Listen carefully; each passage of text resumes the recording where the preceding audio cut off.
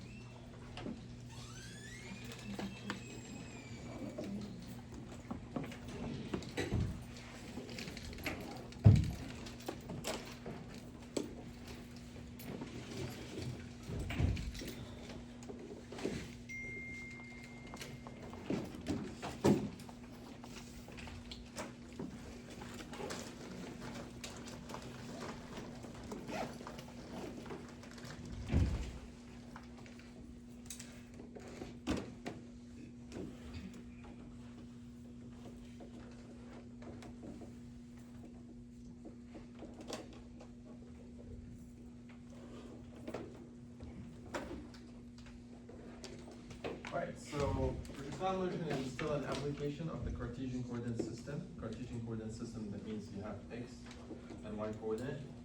And let's say that you have a body, start from here, or maybe from here, and then start moving on a path, something like this. You start throwing something from here and made like this. So it's gonna take a curve.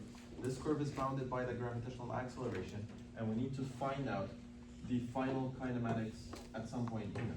So first, we have initial situation where you throw the body with an initial velocity, maybe that way. So this is called V node, and then it's going to have a Vx node component and a Vy node component. And same thing, you're going to end up with a final velocity in this direction, and it's going to have V final, and it's going to have an x component Vx and a y component Vy.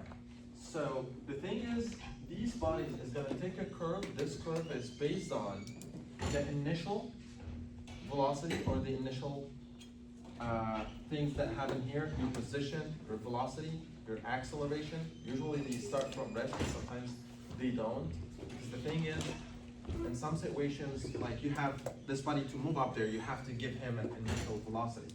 So, and once you give an initial velocity here, your body is going to take a curve. This curve is going to be under one acceleration. Because this body, as soon as it doesn't have a motor, it doesn't have anything that can change this acceleration. This body only have an acceleration A, and it's constant, and it's equal to 9.81 meter per second, or 32 point whatever feet per second squared. So per second squared, and it's going down. The gravitational acceleration is always going down. So this body is going to take this curve as soon as it's not acted upon by any other external force. Like let's say that you have a military rocket or something. For a military rocket or something, usually it starts with an engine, it takes all the way up, and it keeps going.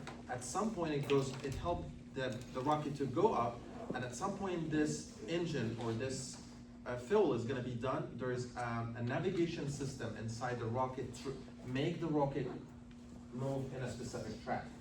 This doesn't happen here. Well, most of our problems is you have a free body, and this body is moving in the air. It's gonna move based on the velocity that you have, and it's gonna go down because there's an acceleration. The gravitational acceleration is taking this body down. All right, so to solve these problems, we are gonna use the same equations that we had from before. Same equations that we had from before. If you guys remember, we have S, and by the way, do you guys remember when we had the the equations, we had one of them was variable acceleration and one of them was constant acceleration. Which one are we going to use here? Constant acceleration, because we have g and g is constant, so we are going to use the constant acceleration one.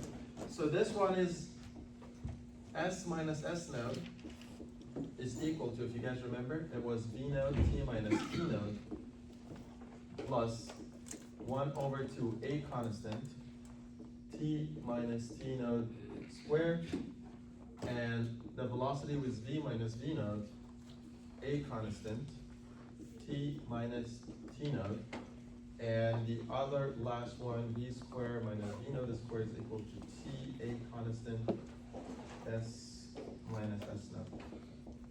This is the 3 equation for the constant acceleration, but this rules was for linear particles, the particles that doesn't move in the xy direction. If you have an xy direction, you have to apply this in x and apply this in y. So let's apply this rules in x direction and in y direction and see what we're gonna get. So the thing is, what is the direction of this acceleration? Is it x? Is it y? It's y. Is it positive or negative? Negative. It's going down. So y is up and the acceleration is down, so this is negative. The thing is, I can write here negative and I can remove that one. But since I already put the direction going down, so maybe, but when I substitute in the equation, it's gonna be negative. All right, so let's apply first this rule in x direction. X direction. Let's see what we have. This rule, I'm gonna start with this one. What is the acceleration in the x direction? AX. 0, right? Because all the acceleration is going down.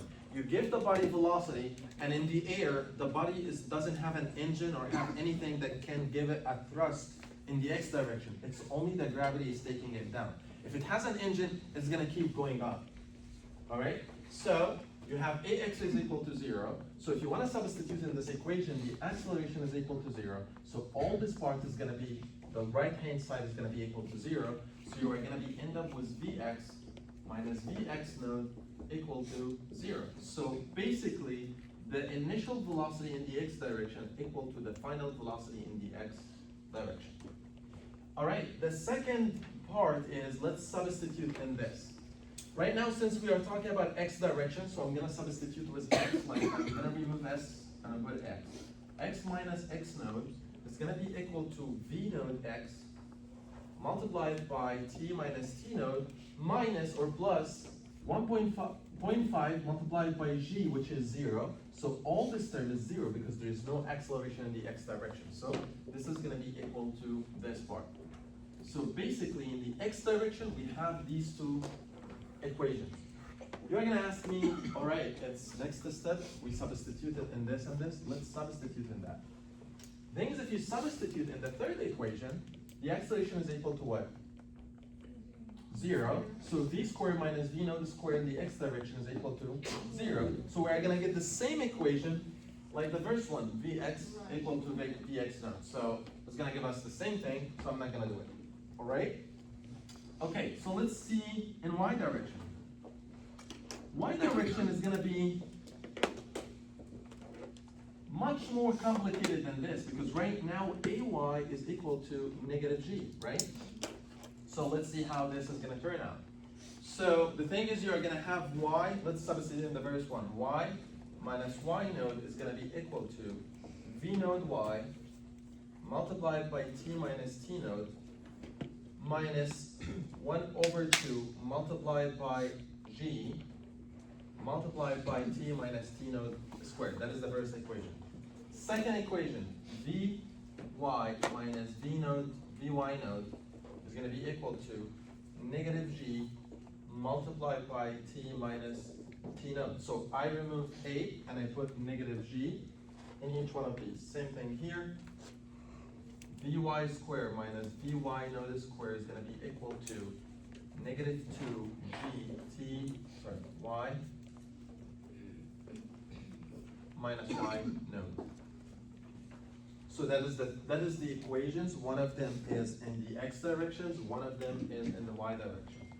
Solving any projectile problem I'm gonna give you some information. And you probably should have these equations in front of you. Sometimes I would give you, for example, y, and once I give you y, like the height of the projectile, you will look at these equations. Oh, I'm gonna start with this equation because Vy node is equal to 0, and I already have y, and I already know g, so I can get Vy right away. Sometimes I will give you time, and I give you, for example, like V node x. So you are gonna substitute in these two to get the x right away. So you have to have these equations in front of you so that you can know which one to start with. All right? So let's solve a problem that has a projectile motion and see how we can use these equations. So I'm gonna delete these three because these are the general one.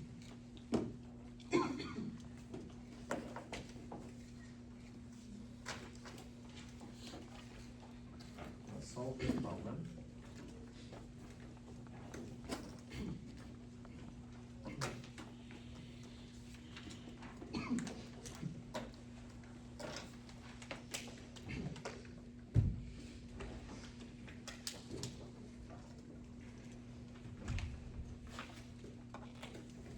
Example 12.11.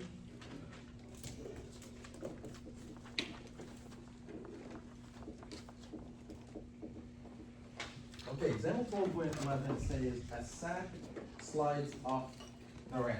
So you have a ramp like this.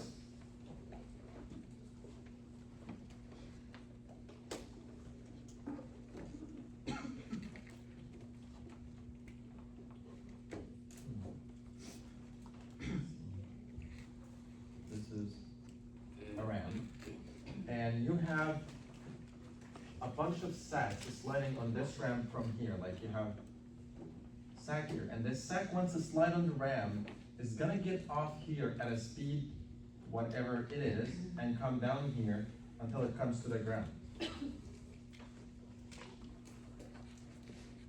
And this, and the height of the ramp from the ground is 6 meters. The x distance that the sack is gonna cut, we don't know it yet. It's gonna be requested. And what is given here? By the way, I'm not gonna tell you in a problem that this sack is going under the gravitational acceleration. You have to figure it out. That's a projectile problem, and this sack is falling under gravity. So what is given in this problem? It says the thing is this ramp is horizontal at this area. So it says here with a horizontal velocity of 12 meters per second. So this sack here at V equal to 12 meters per second. So it means that the initial velocity, all of it in the x direction. It doesn't have anything in the y direction. And it says if the height of the ramp is 6 meters from the floor, determine the time needed for the sack to strike the floor and the range R where the sack begins to pile up. So we need to find R and T. Find the time that is gonna take this sack to fall from here and to come here.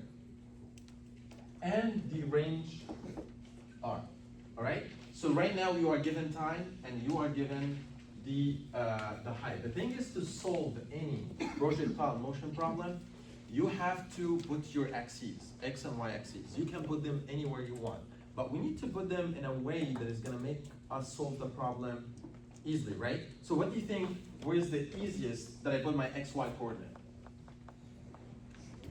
0, 6. Where? Like, which area here? My x, y coordinate. It's either the start or the end of the projectile, right? I either put it here or I either put it here. You can put it here. It's gonna make this 6, positive or negative?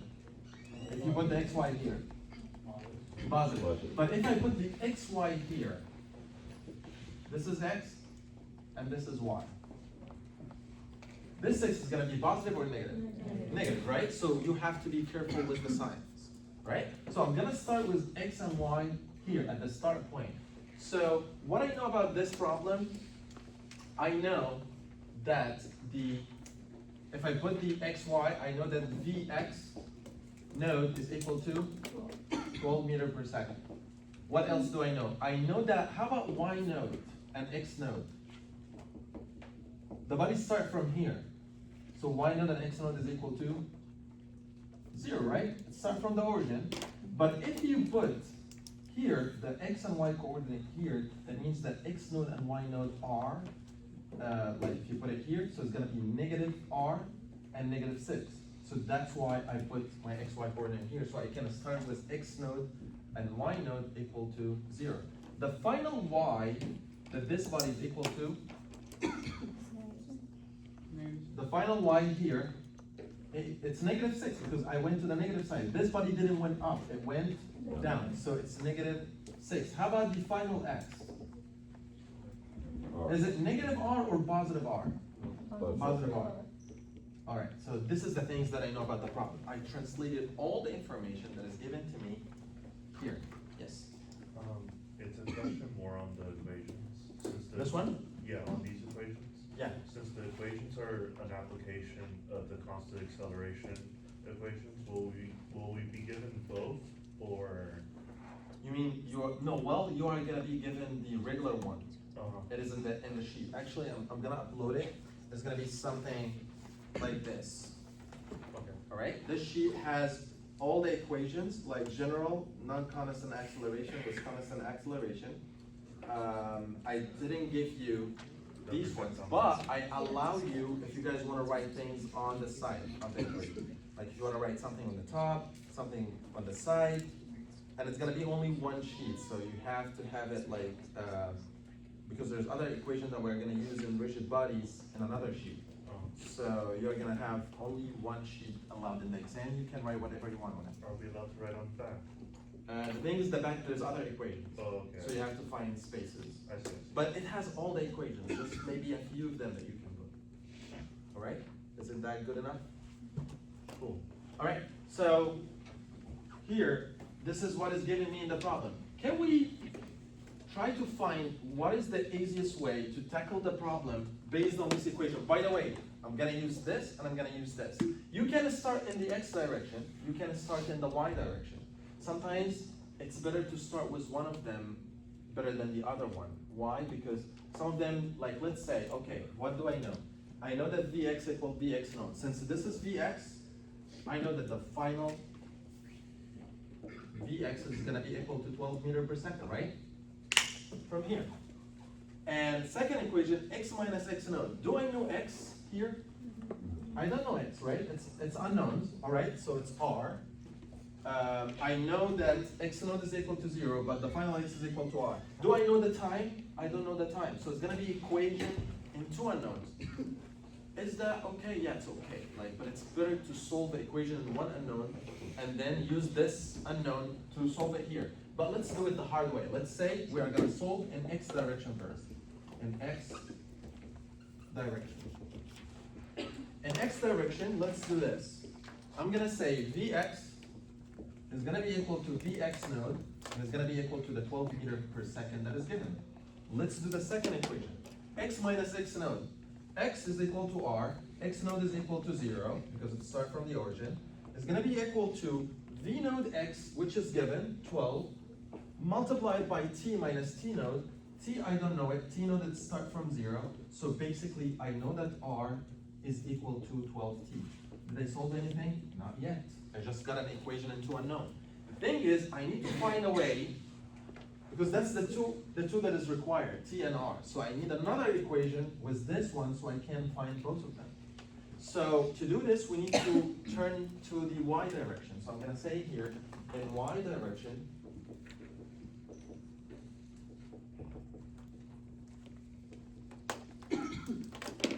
all right, let's see what we can do in y direction. What does we actually know about y direction? We know y. This is the only thing that I know about y direction. The y final, and I know the y node. So I need to find an equation that has y and y node, so I can have this. Because I know that v node y is equal to 0. Because there is no v node y. I know y node, and I know g, so the only variable is t, and I can't find what is the value of t is. So let's solve this.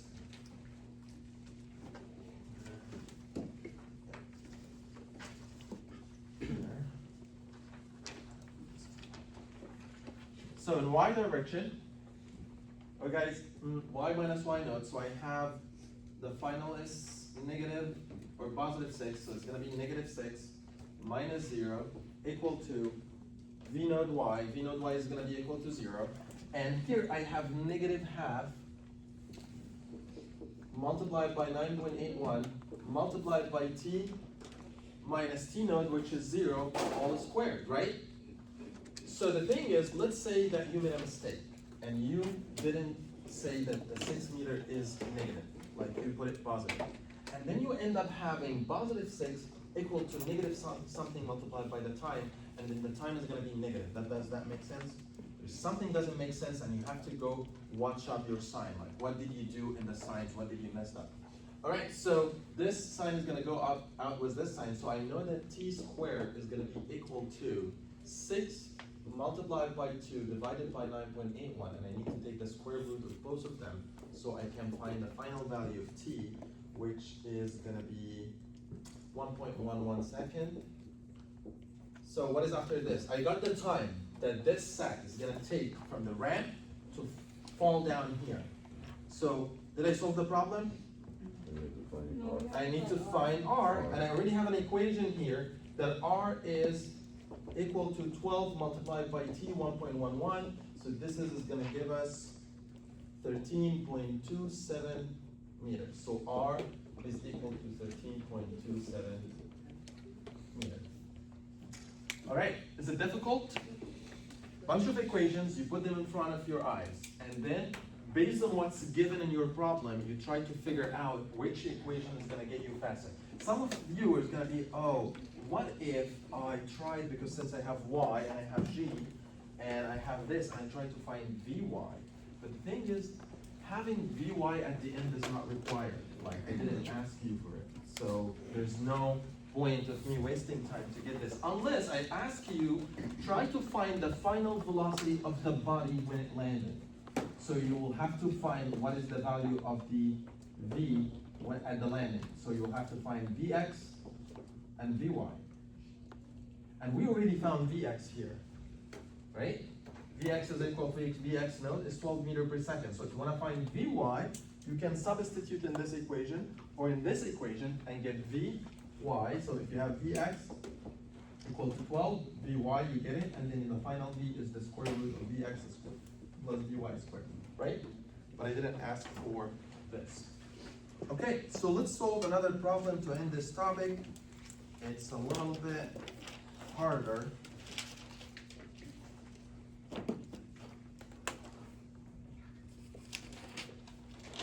This is example 12.13.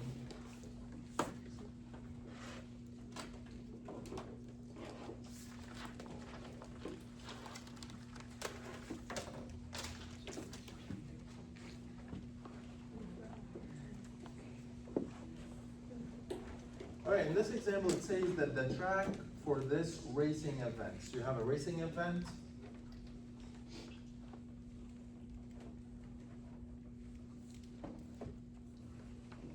And you have a biker and a motorbike here. And this biker is going to take this track and then it's going to jump here until it comes here. What is given in this problem? I gave you the height of the track from the floor is equal to 1 meter. And I give you the angle of this, and it's 30 degrees from the horizontal. And let's read the problem. It says the track for this racing event was designed to let rider jump off the slope at 30 degrees from height 1 meter. During a race, it was observed that the rider shown remained in mid-air for 1.5 seconds. That this rider was in the air until it touched the ground for 1.5 seconds. What does this tell us? T. T, right, excellent. So I have T node, it's gonna be 0. I'm gonna consider this as where the bikers start. And it take 1.5 seconds to get the final T, so I knew that T right now is equal to 1.5 seconds. That's really good information. All right, determine the speed at which he was traveling on the ramp, the horizontal distance he traveled before striking the ground, and the maximum height he attains, the maximum height here. Alright, so let's put it that way, determine.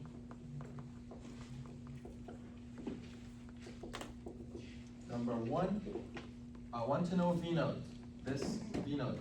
By the way, this is V node the total, the X and Y, right? So I mean like I need to find the absolute velocity, V node. Two, I want to find R, the distance from here to here. Number three, I want to find the height here, this height, all this height, H. The maximum height that he can reach. All right, let's see how we can do that.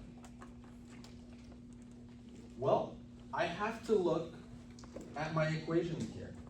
You can start in the X direction, you can start by the Y direction. But let's say that we start in the X direction. I don't have the velocity, so this is not going to get me anywhere. And I don't have the velocity here either. And I don't have any X distance. So starting with the X direction doesn't make sense right now. So let's see what we can do in the Y direction. So in the Y direction, let's see what we have. I can put, first I have to put the axes. Like let's say I'm gonna put my axes here, X and Y. All right. How about, let's say in X direction, let's put a Y direction first. Y direction. What is the value of Y node? The Y, the position Y that the body started at. Start from 0, right? Can you guys tell me what is the final Y that he reached? -1, right? He came all the way from here to here, so he cut -1, and R is the X distance that I'm looking at. So Y is equal to -1. So kind of, I know these two, right? If I found V node Y, I can find the value of V. And actually the T is given, right? T is given, so actually this equation is really perfect here. So Y, I can say that. Can you guys tell me the equation? Let me see if I remember. Y minus Y node is equal to V node, right? Yeah. Y, T minus T node minus A node Y T minus T squared. The A node Y is the G, right? You have to divide by 2. Divided by 2, okay, we're good. Alright, is that the one over there? Okay, so we got everything. So Y minus Y node, so right now I know that Y is equal to -1 minus 0 is going to be equal to V node Y. Alright, I know that this is V node. Can you guys tell me what is the value of V node Y? It's going to be V node sine or cosine? Sine. Sine 30, right? And how about V node X? Cosine 30. So I can put here that this is equal to V node sine 30 multiplied by T minus T node, which is 1.5 second, minus 0, minus 1.5 multiplied by 9.81 multiplied by 1.5 squared. So what's the only variable in this equation? V node. So basically I can get V node is going to be equal to, I guess, 13.38 meter per second. All right, I got number one, V node. How about R? So the thing is right now, I'm done with the Y direction. Right now, since I know V node, it's very easy for me to come here and get Vx node, because the thing is, I know that V node X is gonna be equal to V node cosine 30. So it's gonna be 13.38 cosine 30, and this is gonna give you, I didn't calculate it, but you guys can calculate it, all right? And then I use this to find the final Vx node. Sure, why didn't I just let it in the problem. Anyway, so can you calculate it for me?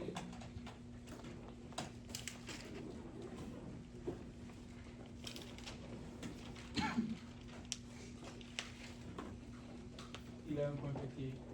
11.59 59 meters per second. Okay, so you found right now V node X, so right now I can substitute in this equation. I know that X at the final position is R, minus 0 is gonna be equal to V node X, which we just calculated. What I did here actually, I didn't calculate this, and I put here 13.38 cosine 30 multiplied by T minus T node, which is 1.5 minus 0. So basically I can get R right now. So R, after you do this, is gonna be equal to 17.38 meter. And when you solve exams, like when I give you a midterm exam, or I give you whatever, quizzes, try to box the final answer. Sometimes, sometimes some of you are very smart, know how to solve problems. But the thing is, to track his answers, like, it takes a lot of time. Sometimes I miss what you did, I miss the steps. So try to help me to give you points. Like, tell me, the answer is here, the answer is here. If you put like boxes like this and you have the right answer, I might not look at the steps. Even if you miss the steps or something, I just find the answer and give you the points. So try to help me. If you got V node, try to box it like this, all right? Okay, so I got these two. H, do you guys remember what is H?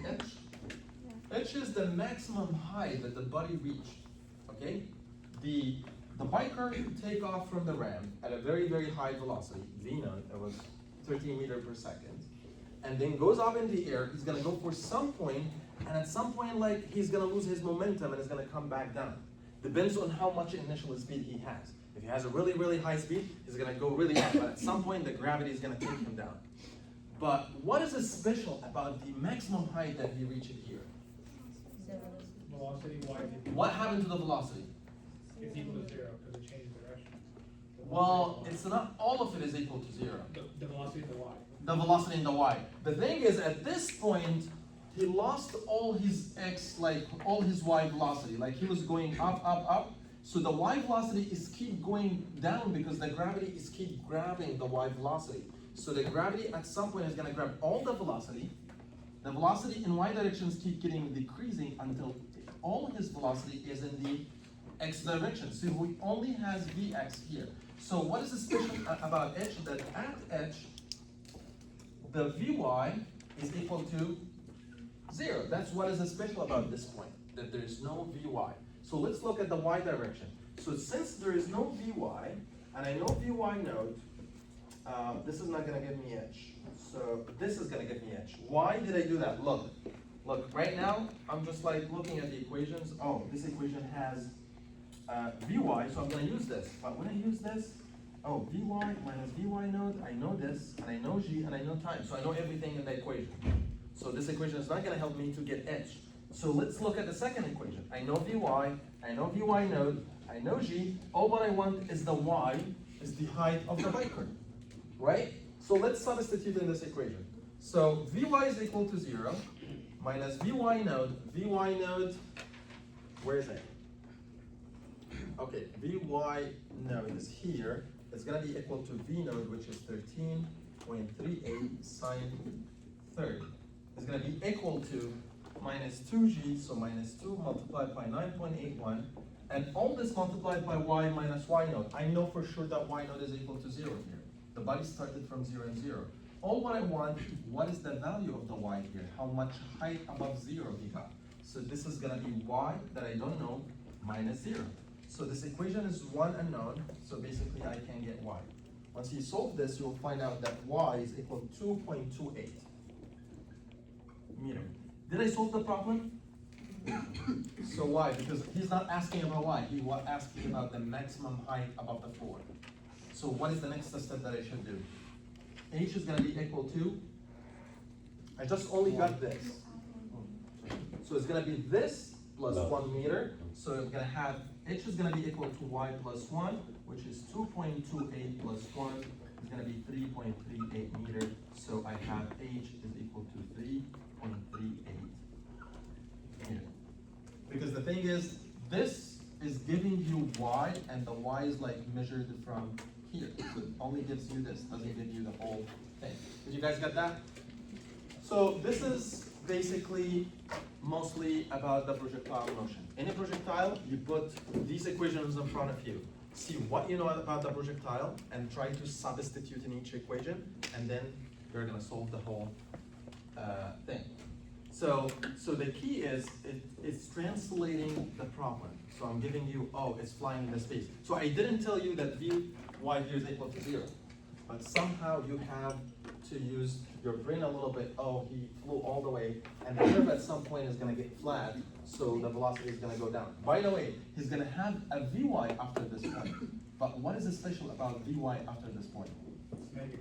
Is negative. So it was positive, and it's decreasing with a rate. Vy is decreasing with a rate which is the gravitational acceleration until it gets to 0, and then the gravity grabs it back to be in the negative side. All right, so with this, we are done with the Cartesian coordinate system. So right now, we are gonna have a little bit of introduction about a new system. It's called tangent normal systems.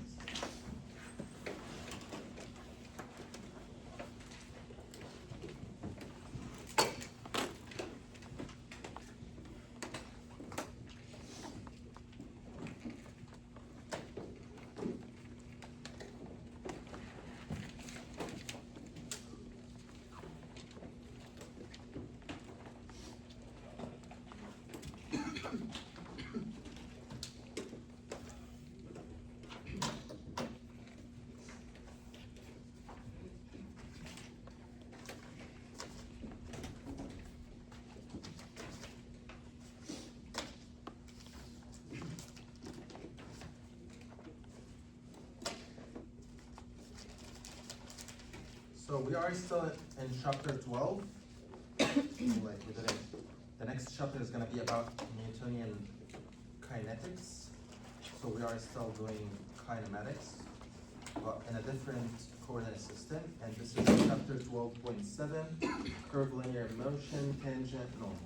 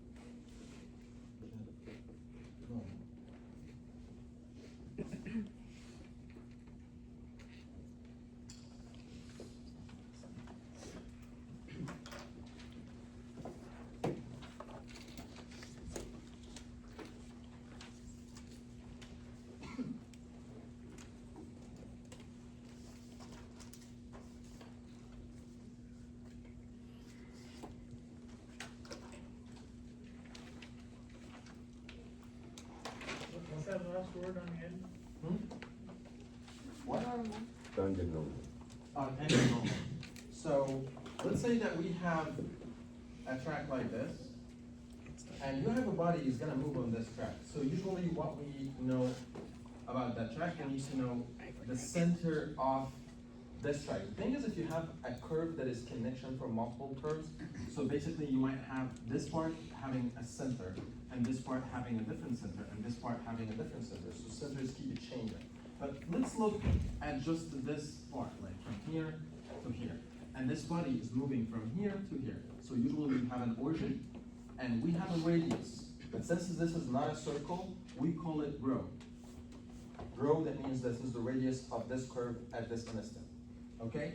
And then the distance that is on the curve, we call it ds. Like if this is d theta, this is called ds. All right, there's an interesting thing about curves, but I want to make sure that we are on the same page. Let's say that I have a circle, and this is the center of the circle. What is the circumference of the circle? What's the perimeter of this circle? The perimeter of the circle. What is the area of the circle? If the circle has a radius r. By r squared is the area, right? Right. How about the perimeter? 2 pi r. 2 by r, right? So where this is coming from This is because your circle has a 360 degree around here. So it's basically the 2 pi multiplied by the radius. What if I want to find, can you guys tell me what is the area of the quarter of this circle? It's going to be this divided by 4, right? So it's going to be pi over 2 multiplied by r. What is pi over 2? That means it's a 90 degree, right? So let's say that you have a 45 degree. So this is going to be pi over 4 multiplied by r. This is the length of this piece. So basically, the length of any piece on the circle, it is the angle that you have in radian. Because here I didn't put 45 degree, I put pi over 4. So you need to find this angle in radian. Let's say it's theta, multiplied by the radius r is going to give you the s here. So basically, s is going to be equal to r multiplied by theta. It's going to give you the piece on the curve. Same thing here. If you want to find the value or the length of ds, ds is going to be equal to rho, the radius, multiplied by d theta. Are we all on the same page? Okay, so we have this. So let's say you have a body is moving on this curve, and the position of this body is changing over time. So if we want to include the time here in this equation, basically I can divide over dt. The body moved from here to here is in dt. So if I divided both sides over dt, which I can do if I'm, oh my god. If I can divide both of them over dt, so basically I will end up with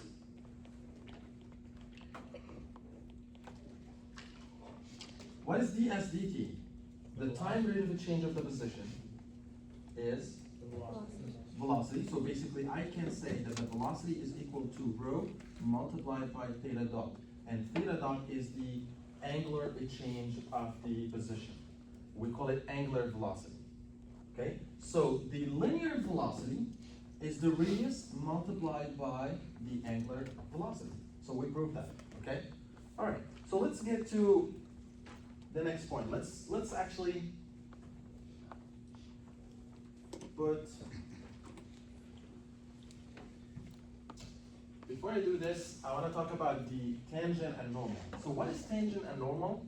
So basically, if you have a body is moving on a curve, rather than using xy coordinate to complicate everything, we start to using coordinate that can change with the curve. Like here, we are going to use a coordinate to describe this body. One of them is tangent to the curve, we call it tangent, and one of them is normal to the curve, we call it normal. And definitely they have an angle 45 degrees between them, something like this. And the thing is, if this body came here, your tangent is going to be different, and your normal is going to be different, something like here. So that the coordinate system is keep changing while the body is changing. And same thing, since we have before, like let's say, we used to say before that 3i hat, for example, plus 6j hat, you can say the same thing, 3 t hat tangent plus 6n hat. And sometimes we describe it, like you can write it that way, or you can write it ut hat and un hat. Or you can write it et hat or en hat. So you can write it in many ways. So this is the way that we describe. By the way, like, let's say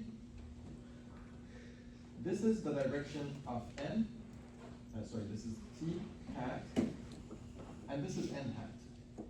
And you have a body here at a distance, for example, this is like 6 and this is like 8.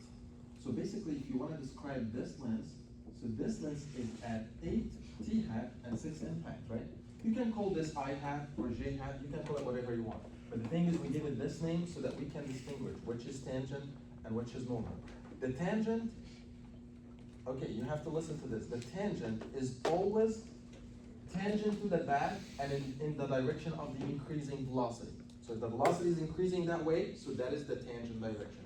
The normal is always going to the center of the curve. Like if you are here and your body velocity is going that way, let's say I'm here, so the tangent is that way. How about the normal? It's going to go down. How about here? Here, the tangent is going to be that way, or it's going to be that way. Depends on where the center is. All right, we got all that?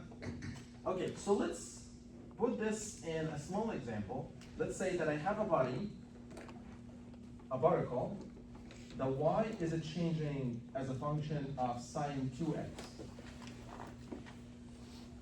This is how we describe the body, the movement of the body. If you wanna see how this body is moving, I have to make the relationship between x and y. So this is x and y. So how about at x equal to 0, where is this body? At x is equal to 0, what is the value of y? All what I have to do, I have to put x here is equal to 0. What is sine 0? 0, right? Okay, how about at x equal to, the thing is, since this is sine, I have to put by, or I have to put by over 2. So I'm gonna do it like 0, I'm gonna do by over 4, by over 2, 3 by over 4, and 1 by. All right, let's do this. What is the value of y at by over 4? You're gonna come here, sine 2 multiplied by pi over 4, so it's gonna be sine pi over 2. Pi over 2 is 90 degrees, so the value is gonna be 1, right? How about pi over 2? Pi over 2 is gonna be equal to 2 multiplied by pi over 2 is gonna get you pi, and the sine of 180 degrees is 0, so we're gonna come down to 0. And then, same thing, you're gonna be negative, and you're gonna come back to the body. 4, and this is body. So this is the curve that this body is moving on.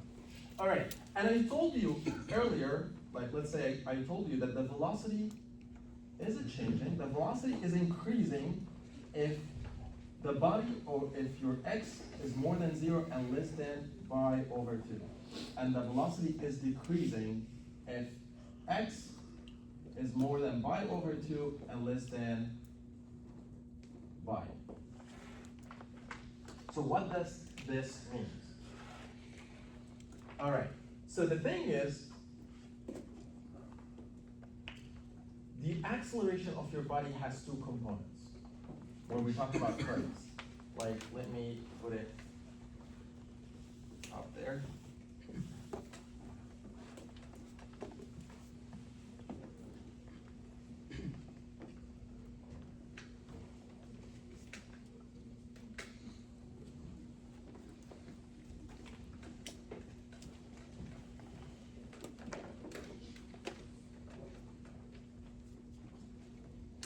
Let's say a car is moving on a curve like this.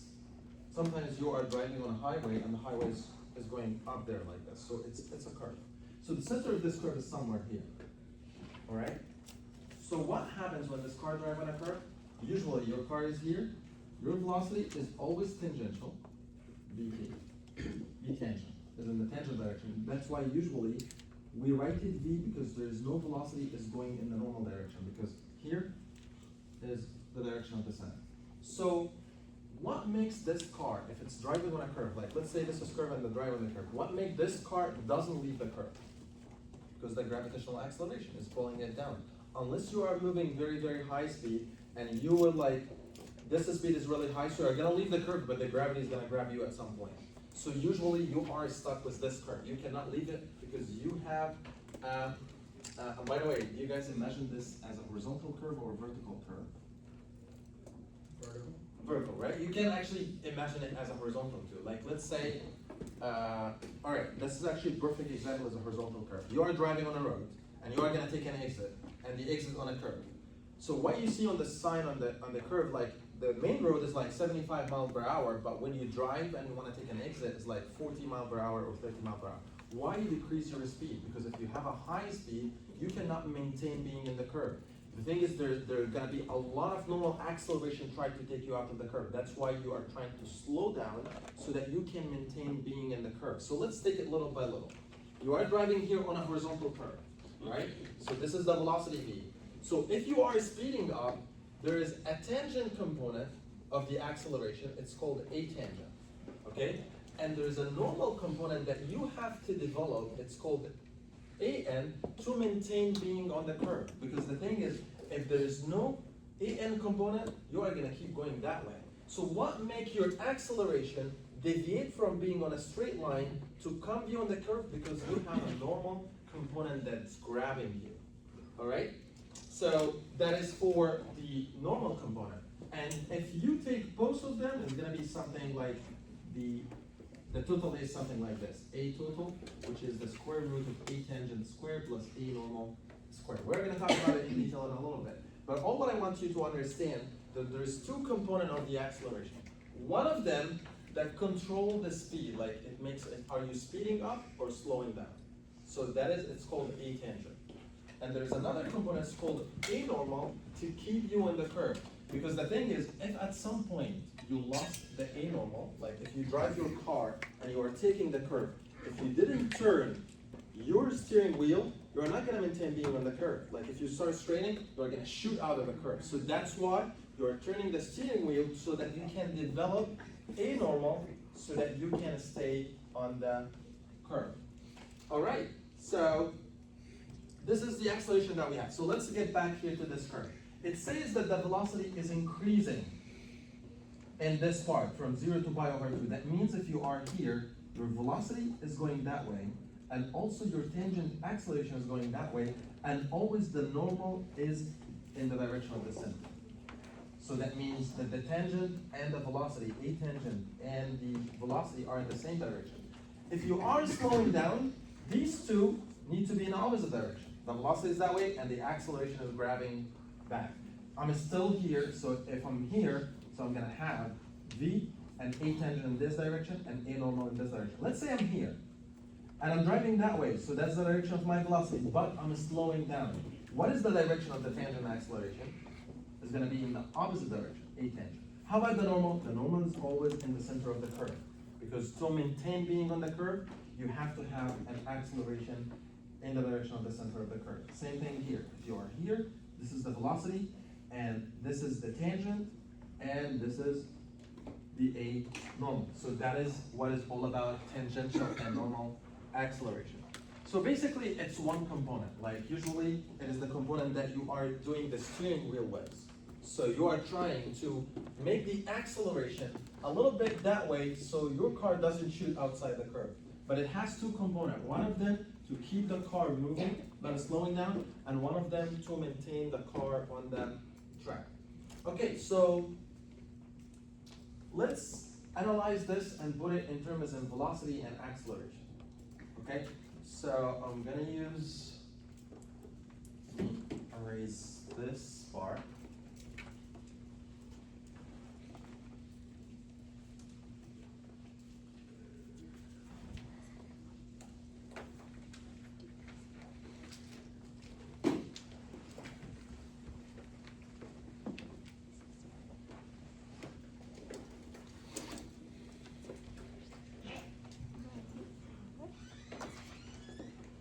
So let's talk about the velocity on a curve, like this. And actually, we did this here, but I'm gonna do it again. Let's talk about the velocity. So basically, here is the velocity. If you wanna find the velocity on a curve, so I'm gonna do the same thing. I have a curve like this, and this is the center of the curve. And let's say my final position and initial position is like this, and I cut distance delta ds. And the curve, I made d theta on that curve, and the radius of this curve rho. So I told you if you want to find the value of ds is going to be rho d theta. And if you take d dt of both sides, or you divide it by dt for both sides, it's going to give you ds dt equal to rho d theta dt. So this is going to give you velocity v. But by the way, this is just the magnitude of the velocity, not the direction. So the magnitude of the velocity v is going to be equal rho theta dot the radius multiplied by the time rate of change of the angular position, or we call it angular velocity. So v as a vector, the thing is, look here. Your velocity here is changing in both magnitude and the direction on the curve. This is the v, and here, look at that. The v is in another direction. So this is v o, and this is v final. So v is as a vector is gonna have v as the magnitude, and it's always in the tangential direction. It's always in the t hat direction. So basically, you can write v is equal to rho theta dot, and it's always in the t hat, because t hat is always tangential, and the velocity is gonna be always tangential to the curve. If your curve is like this, it's gonna be tangent to this curve. It's like this, it's gonna be tangent to the other curve. All right, so this is our first rule. How about acceleration? We're gonna work a little bit on the acceleration part. So let's write here, acceleration. If you have a body that is accelerating, so that means that the velocity is keep changing over time. So right now we have two things are changing: the magnitude of the velocity and the direction of the velocity. Like, let's say you are on this curve here, so the velocity is speeding up, so you are going like this and going like that, so you are changing both. So this is a variable and this is a variable. They both are changing, the magnitude and the direction. So if you want to find the acceleration a, you have to differentiate the velocity vector with respect to the time. And the velocity vector has two components, has magnitude and has t hat. So, and I told you last time, if you have two variables and you are differentiating them, you have to differentiate the first and multiply by the second, and then differentiate the second and multiply by the first. So this is going to be equal to dv dt multiplied by t hat, and then plus dt hat, you have to differentiate the second one, multiplied by dt multiplied by v. This differentiation of this multiplied by that, and the differentiation of this multiplied by this. Okay? All right. dv dt, the time rate of a change of your velocity on the track, that's actually, it's called atangential, the tangential acceleration, because this is all about the velocity, how's it changing over time. Is it speeding up or slowing down? So this is the tangential velocity, like the one that is in the direction of the velocity. And all of it is in the direction of t hat. And this part plus this part is going to be the, we're going to find out it's going to be n hat, but let's keep it now. But let's find out what is dt hat. By the way, I put here t hat, but in the notes I put it ut hat. They both are the same. The thing is, I put it t hat, ut hat in the papers here, so that you cannot get confused with the time. So basically, you can remove this and you put ut hat or et hat. They both are the same time, are the same thing. So here, et hat or ut hat. Okay. All right. So my mission right now, I want to find out what is the value of dut hat. All right. So if you have a body like this, it's moving on this element. The thing is, this was the direction of t hat when it started. And when it came here, the direction changes and become t hat dash that way. And it keep it changing. The way here is going down, here is going that way, going that way. T hat keep it changing over time. But if we take a small piece and we start to looking at the change, t hat, by the way, is a unit vector. Like if you get the absolute of a unit vector is 1. So the absolute of this is 1 and the absolute of this is 1. But the thing is, you have ut hat, because we agreed this is going to be ut hat. They both are the same, ut hat dash.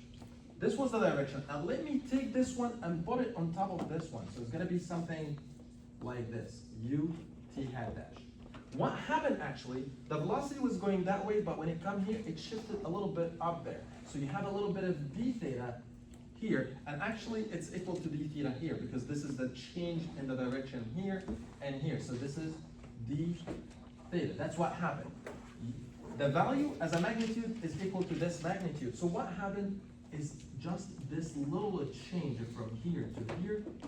That's what happened. And we call this dut hat. That's the change between the final direction and the initial direction of the tangential direction. And ut hat actually is in the same direction of un hat. Like if you look here, you're gonna find this is ut hat, un hat is always normal to this one. So basically this is in the same direction of the normal, like this one. So if you wanna find dut hat is gonna be equal to, as a value, consider this as a radius. Like here, this is a circle, and you have this as part of the circle. Like if it's very, very small, it's gonna be something like this. This is equal to ut hat, and which is equal to 1, and this is ut hat dash, which the magnitude is equal to 1, And this is d theta. Can you guys find the value of this curve, ds? Rho d theta. The radius, which is 1, multiplied by d theta, which is the value of this part. So this part, dut hat, is equal to ut hat, absolute, like this part, multiplied by d theta. This part, like the same thing that we got the d theta with. And so this one is equal to 1 because the magnitude of this is equal to 1, so basically this is equal to d theta. And by the way, this is only the magnitude, and the direction is in the un hat direction. Anyway, if you didn't understand this, all what I wanted from this part, I want to prove that dut hat is equal to d theta, and it's in the un hat direction. I'm not going to ask you in the exam to prove it, but here I'm just showing you where this is coming from. Okay, so right now, if I want to find dut hat dt, I divide the whole equation by dt. So I'm going to have d theta dt, and here un hat. So basically, I can write here that dut hat dt is going to be equal to theta dot, and it's in the un hat direction. And then I substitute this equation here. Theta dot, I have v, multiplied by theta dot, multiplied by the un hat direction.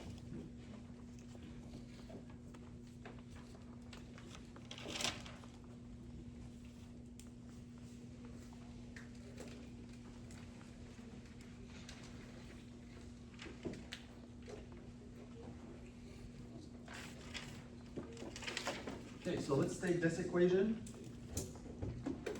I said that A as a vector is going to be equal to dv dt in the ut hat direction plus v theta dot multiplied by un hat direction. So we know that v already is equal to rho theta dot. So if you want to find dv dt, so you have to differentiate this equation. Rho is a constant because it's the radius, so this is going to be equal theta double dot if you want to find out. So if I substitute with these two here, so you're going to end up with the acceleration is going to be equal to rho theta double dot ut hat plus rho theta dot, and I have theta dot here, so it's going to be theta dot squared in the un hat direction. Forget about what I did in the last 15 minutes. That's all what I need. This is the equation of the acceleration of a body moving on a curve. So that's all what you need, and it's also in the equation sheet. So you have, here's the velocity, you can put it here. V vector is going to be equal to rho theta dot in the ut hat direction. This is the only two equations that you needed here in this sub-chapter. Where it come from, I'm not going to ask you where it come from. You can use them right away, but I put here where everything came from. All right? So this is the one form of it, but looking at it, it has a component in the ut hat in the tangential direction and a component in the normal direction. And that's actually what we were talking about, that there is a component here which is actually dependent on the velocity and how the velocity is changing over time, which you can call it rho theta dot. And it has a normal component which is equal to rho theta dot squared. So basically you can say, and by the way, sometimes I'm going to tell you in the problems, we're going to talk about it next time, I'm going to tell you, oh, the speed is increasing with this rate. When I say that the speed is increasing with this rate, that means that tangential acceleration has nothing to do with the normal acceleration. So A tangent is equal to rho theta double dot. A normal is equal to rho theta dot squared. Let's talk a little bit about the A normal. What if I multiply by another rho, so I start having rho squared, theta dot squared, and divided by rho. This is the same like this, right? This, I multiplied by rho up and rho down, so basically you can slash this with the square and you end up with having this one. But rho theta dot, all the squares that equal to v squared, this v. Because this is v rho theta dot, so if they both are squared, that means you have v squared over rho. So this is another way to put the A normal in. So I can say that A normal is equal to V squared over rho, and this is the A tangential. You guys got that? All right, this is the equations that I need you to have. Like, forget about how did I prove them. There's an A, but definitely, if you know where they come from, you will have a full comprehension on the topics. So if any problem that is difficult, you can think where everything comes from. So I have A tangent and I have A normal. And by the way, A normal is making sense. Let's go back to the same problem when we are driving on the road and taking an exit. Usually the exits are curved, right? Some exit they will tell you, oh, you have to slow the speed to 25 miles per hour. Some exit they will tell you the speed is 45 miles per hour or 75 miles per hour. Can you tell me why they are changing these speeds on the exits? Based on like the radius of the curve. Because of two things. Because the velocity of the main road that you are on and the radius of the curve. The more the radius is going to be flat, the more that you are going to have, like, you can have a flexibility of increasing your speed. Like, let's say that the road is like, I don't know, 100 meter or versus 1,000 meter. So that means that the more the radius is going to be, the less the normal acceleration that you need to put. So you can speed up. So if you have, like, let's say you are on the main road, 75 miles per hour, and you are driving on a radius that's almost straight. So you can basically maintain the same speed. But if the radius is really, really sharp, you have to lower your speed because there's a lot of normal acceleration that is going to be generated to maintain the speed. Because you will feel that your car, you have to hang up on your driveway because you are going to be thrown away.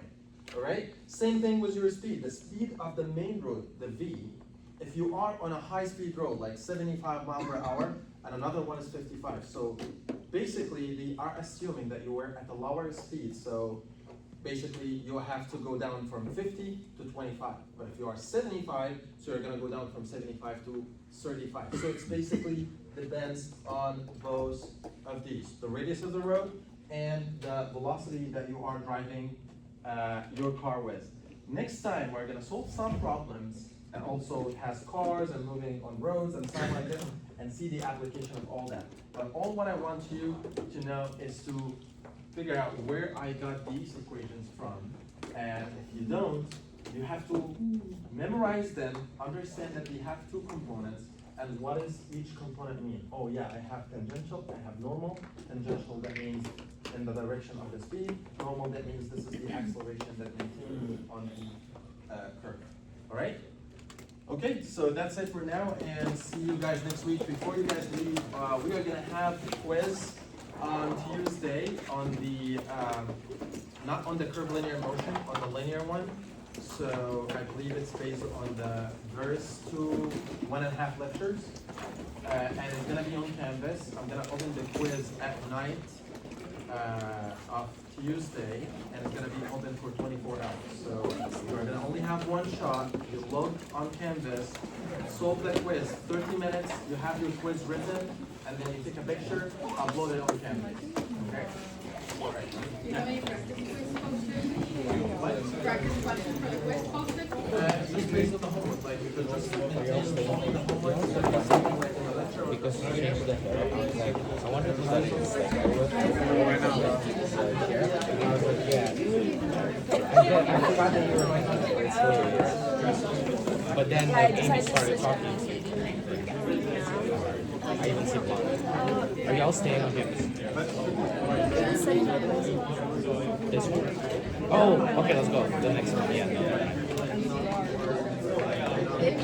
I'm gonna go too. You want to come to class next class or the same class? Oh, excuse me. You want to just think about MCR next class?